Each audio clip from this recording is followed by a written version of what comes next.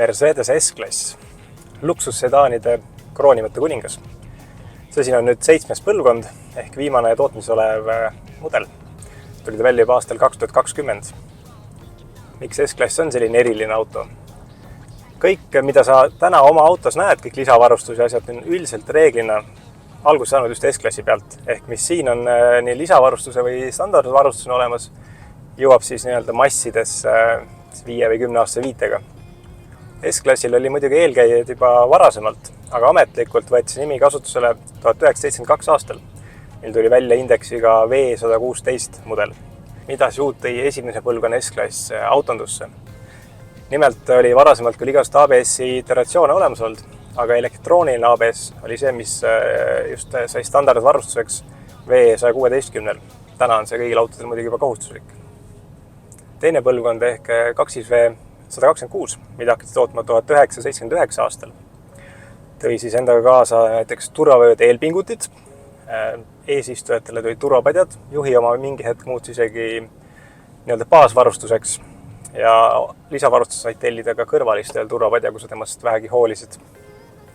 Kolmanda generatsiooniga ehk siis 2V140 mudeliga, mida hakati tegema 1991 aastal, tekkis juurde selline asi nagu ESP ehk elektrooniline stabiilsuskontroll, ka täna siuke pigem tavaline ja kõikidel autodel ammust ilmast peal. Aga mis veel oli siuke kihvt asi, mis luksusautodel nagu veel kasutusel ei olnud, on siis siuke soft close. Natuke vaieldakse, kas tegi BMW selle enne või Mercedes, aga siiski kuidagi nagu seostatakse pigem selle 140 kerega S-klassiga. 1998. aastal esitatud siis 4. põlvkond ehk siis 2V220. Oli natuke teistsugune, ta oli mõõtmetelt läks pisemaks varasemast S-klassist, kuidagi voolujoonesemaks, et nagu justkui ei sobitunud sinna varasemasse ritta. Aga ikkagi küllaltki kaunis auto.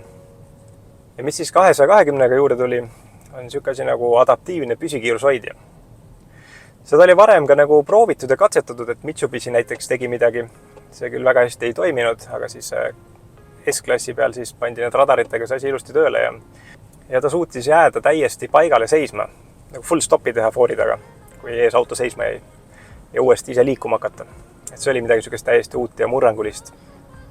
Eks iga järgneva põlvkonnaga tuli jälle midagi uut juurde.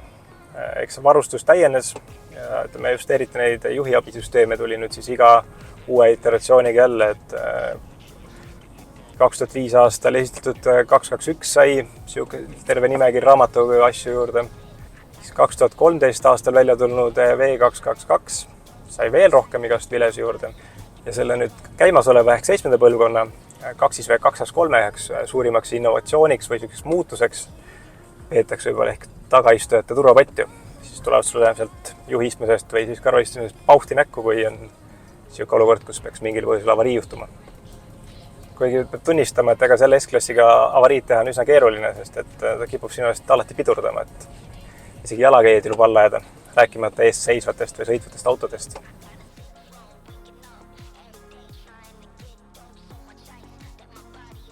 Kui nüüd rääkida pisut sellest konkreetsest autost, siis tegemist on 2024 aasta S580-ga ja 4 maatik veel, ehk siis mis tähendab 4 vedu. Kapotil on 4-liitrine 2 turboga V8, võimsust 370 kW, mis siis on kriips üle 500 hobujõu, seda on päris palju. Ja see teeb selle auto üsna väledaks, kui soovin kiiresti sõita. Nimelt 0-100 tuleb 4,4 sekundiga. Käike on 9, vahetab automaatselt ja keskmine ametlik kütusekulu peaks olema 10,1 liitrit 100-le, mis on, ma arvan, et äärmiselt optimistlik. Standardkerega S-klass on 5189 millimeetrit, pea 5,2 meetrit, mis on päris pikk auto. Ja nüüd see pika kerega variant paneb veel 15 centimeetrit siia otsa.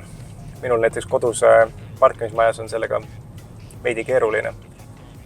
Ta manööverdab hästi, kuna tal on nelikroolimine ja tagaratta suudab isegi 10 kraadi nagu kaasa keerata. Mis tähendab seda, et pöörderaadius on nagu väiksel sõiduautol, 10,5 meetrit. See on niisuguse kolaka kohta suhteliselt ulmeline number. Kui vanasti näitas see pagasniku peal olev number seal S-i järgi üldiselt seda palju kuvatuuri kapotil on, siis see ei ole ammu enam niimoodi. Baasmudel ehk S450, sellel on kapotil 3-liitrine rida 6, kilovatte 270 ja 0-100 5,3 sekundit. kui kunagi S500 näiteks oli 5,5 liitrine agregaat, siis praegu on seal samamoodi 3 rida 6 turbotatud variant. Kilovatte 320, 0-100, 4,9. Sellele kohe tulebki järgi siis samane S580, millega mina sõidan. Siin on juba 4-liitrine V8 mootor, 370 kilovatti ja 4,4 sekundit 100-ni. Aga nüüd, kui on vaja natuke särtsu juurde, siis on valikus ka veel S63 AMG. Sellel on ka 4-liitrine V8 biturbo, kilovatte 450 ja 0-100-ni 3,3 sekundit. See on juba päris käre. Aga paljud S-klassi omanikud eelistavad siia kapoti alla ikkagi diiselmootorit. Need on 3 erinevas seadmes, kõik on 3-liitrised loomulikult. S350 siis diisel 210 kilovatti, see on S400 diisel, siis 243 kilovatti ja S450 diisel ehk siis juba 270 kilovatti. Kusjuures väidetavalt, sealt kus mina andmeid vaatan, siis peaks see kõige võimsam diisel kõige vähem kütust tarbima. Kui lahjem variant võtab 6,8 liitrit 100-le, siis käredam diisel peaks võtma 6,3 liitrit 100-le. Ma ei tea, kas see nii on. Igatahes tundub pisut uskumatu.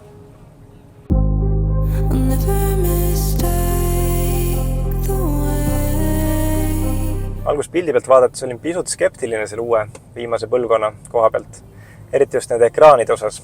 Et see armatuuridisain on jah kihvt, et kuidas ta tuleb nüüd laugelt langeb. See keskmine ekraan siin sobitub ilusti selle keskkonsooli kokku. Pildi pealt oli siuke, kas mulle meeldib või ei, aga päriselt on ta päris hea. Ja kuna ta on OLED ekraan, siis ta on hästi terava pildiga ja siuke mõnusa väikse tagaside, kui näppu peale vajutad, et väga õnnestunud ja siuke hea. Aga see, mis mul siin ees on, ehk siis näidikute ekraan, ta oleks justkui natuke ikkagi tahvel arvuti siia pandud, et ta ei ole integreeritud armatuuri, vaid ta kuidagi hõljub õhus. Muidugi teravus on hea ja huvitava lahendusena on ta siuke, sa võid lülitada nii-öelda 3-mõõtmeliseks. Reaalselt see pilt lähebki kuidagi 3D-ks. Ja ta jälgib kaameratega, kus su pea parasjagu on, siis ta oskab seda täpselt sinna kokku niimoodi projekteerida. Muidugi loomulikult varustust on siin ju ikkagi metsikult, et ilmselt seda kõike ei jaksa ette lugeda. Mis mulle meeldib muidugi, on massaažiistmed ja teeb ka ilusti härra kannikatele massaaži, kui soovi on. Ja kui sinu tagumik väärib siin masseerimist, siis uus S-klass on see, mille poole peaks vaatama. Kui eelmisel põlvkonnal olid need keskmised ventavad, siuksed ümarad ja ägedad, siin on mindud uuesti nüüd siukse kandilisuse teed. Näevad päris kihvtid välja. Väike häda on võib-olla see, et kui päike peale paistab, siis on neid klaasi peal näha. Väga ei häiri, aga ütleme nii, mõningi on nurisenud selle lahenduse üle. Materjalid on siin muidugi kihvtid, et sa ikkagi istud sees ja saad aru, mille eest sa oled väga palju raha maksnud. See koostöö kvaliteet, kõik see on viimase peale ja silmale päris ilus. Eriti meeldivad mulle need valget värvi nahkistmed. Need näevad kenad välja, on ilusad, väga mugavad.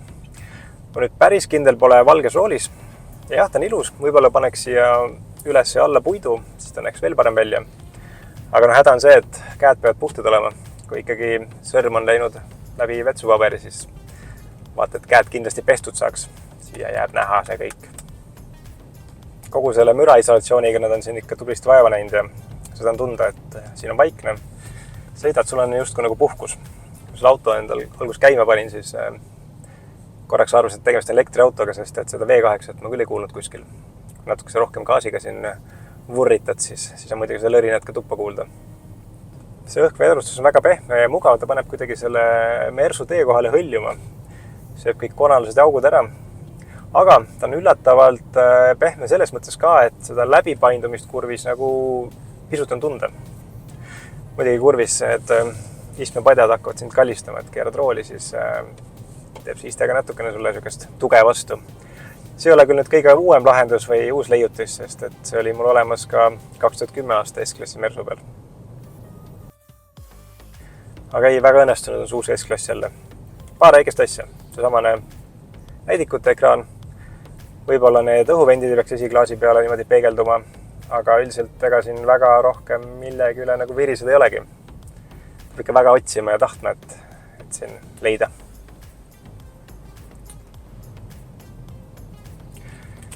Üks asi, mis mind tegelikult selle S-klassi juures päris tugevalt häirib, pärast on enda autosse väga nõme tagasi istuda.